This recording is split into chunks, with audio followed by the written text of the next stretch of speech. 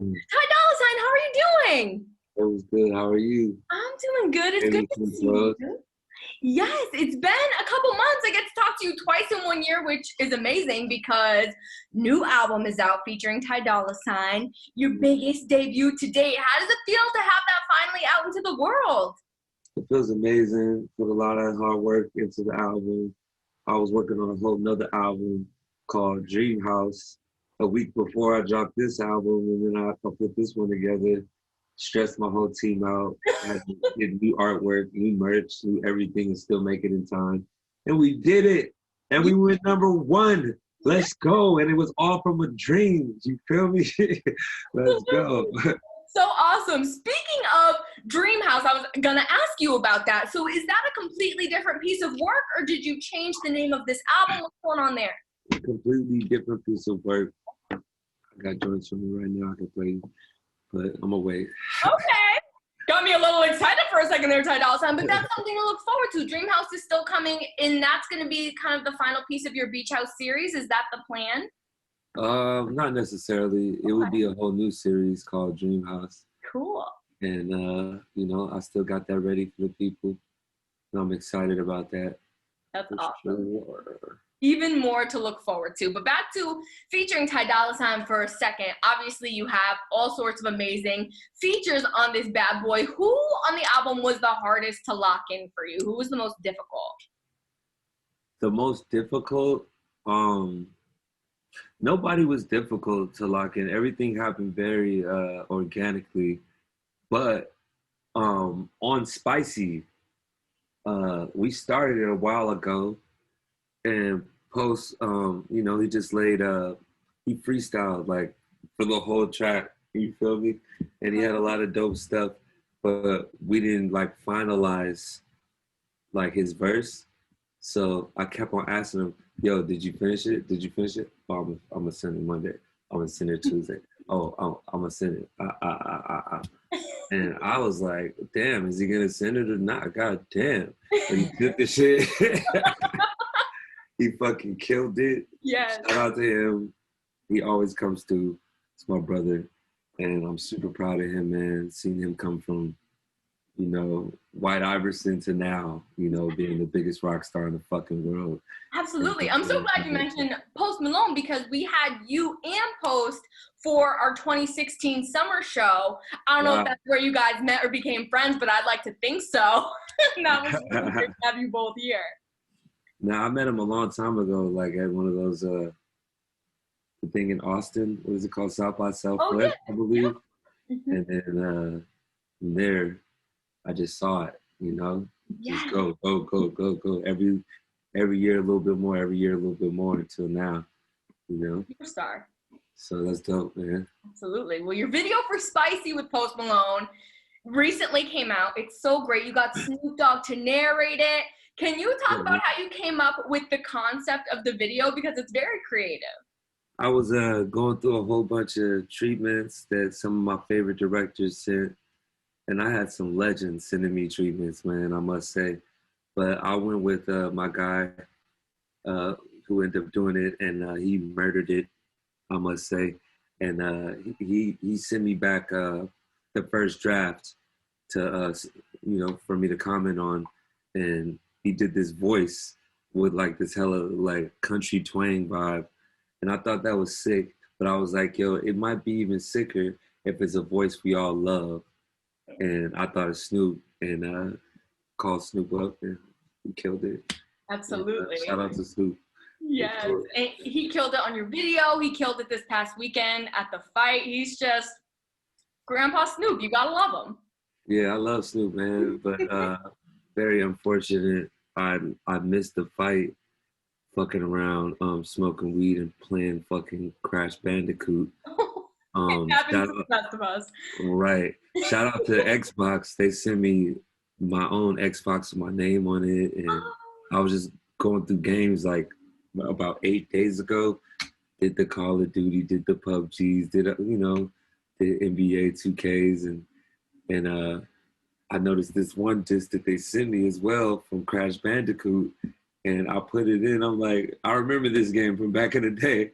Why have I been stuck on this shit for the last 8 days? Got my girl addicted to it. Got my daughter addicted to it. We just been stuck, bro. Yesterday, I look up. I call my homie 24 hours because at the same time I'm playing the game, I'm just listening to music, and one of his songs come on, and I FaceTime him, and it's him, Made in Tokyo, and his pops, and they're like, "Oh shit, you not watching the fight? I thought that's why you was calling me."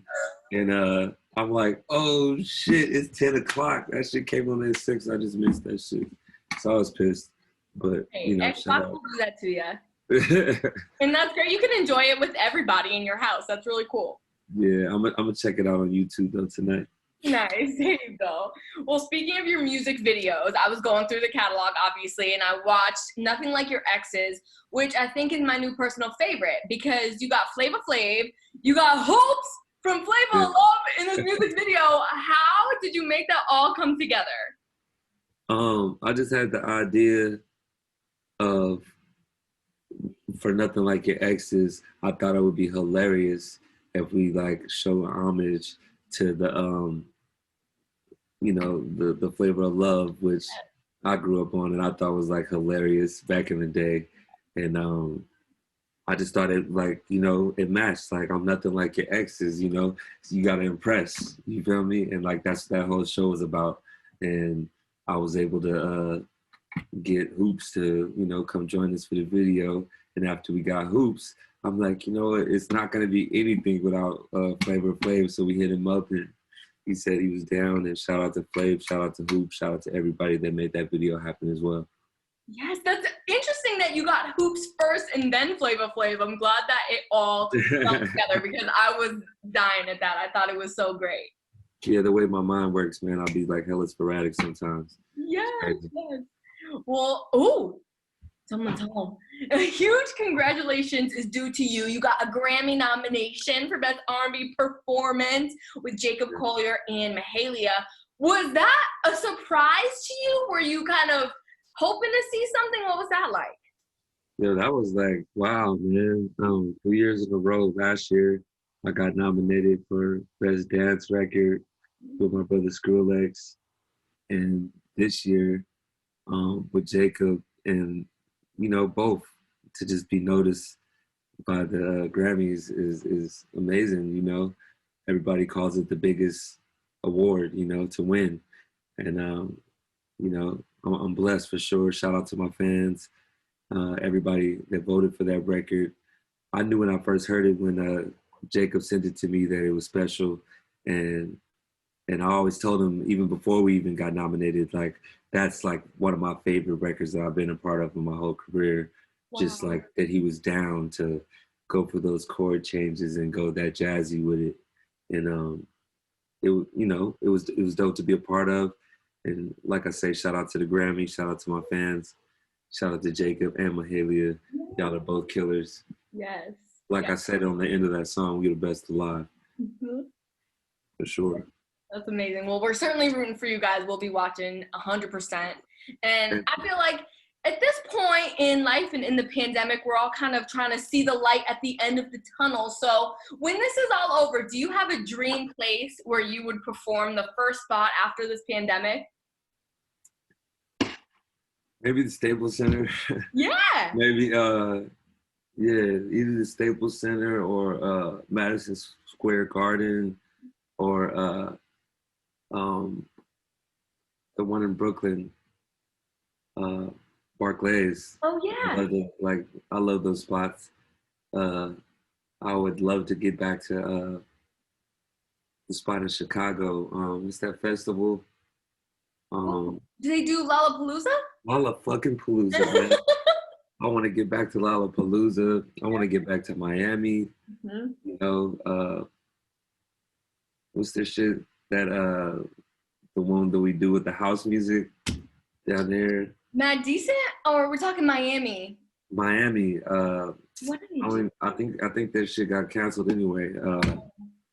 Whatever that festival is, man. I've been smoking a lot of weed, but I just missed it all, man. I can't wait to get back to Europe, do all the festivals out there. I can't wait to get back to Africa.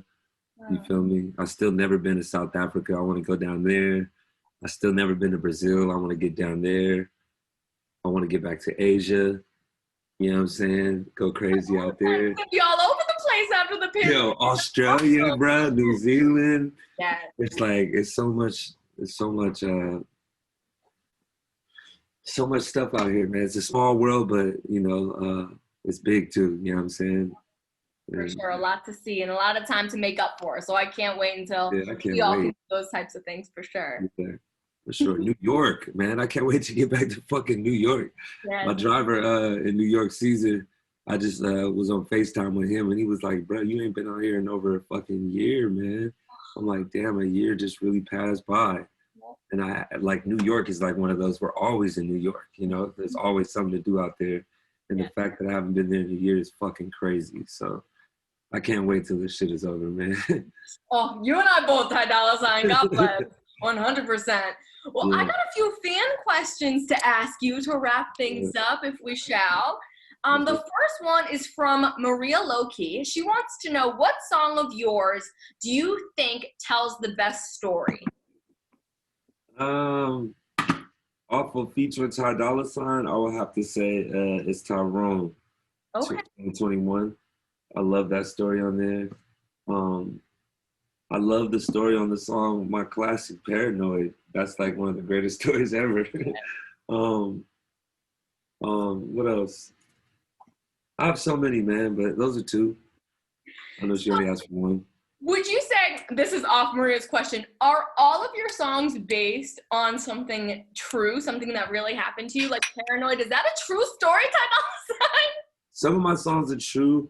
Some of my songs are conversations that I had with somebody else that I think sounds dope and I think it would be a song. Some of my songs are just a movie that I'm painting, you know, audio-wise instead of visual, you know what I'm saying? So, yeah, they vary for sure. All the songs aren't the same, but I would say they all come from the same source, and that's God, you know? Amazing. Even though I get kind of vulgar sometimes, excuse my dirty mouth. I think that he forgives you. He supports it, honestly, from what we've seen. Sure. Your last question is from Lil Taco. She wants to know, what was your favorite project that you've worked on that wasn't your own? My favorite project that I worked on that wasn't my own? Featuring Ty Dolla Sign, man. That kid Ty Dolla Sign, he finally came through to fuck with me, man. You know, he always gives all of the love to everybody else. And to lock him in the studio, it took a lot of work. So shout out to my team. And, you know, we were able to drop that album featuring Ty Dolla Sign, you know, alongside everybody else. So shout out to everybody involved on that album. For sure. Absolutely. Well, that's the best possible way you could have answered that question. I love it. It's so great. That was you twice in 1 year, Ty Dolla Sign. I hope you enjoy that weed that you're smoking over there, and hopefully we can get you in Maine to smoke some more too one of these days. I can't wait, man. I can't wait. Absolutely. Sure. What's up, man? Have a good one. Have a good one. Take care of yourself until we meet again.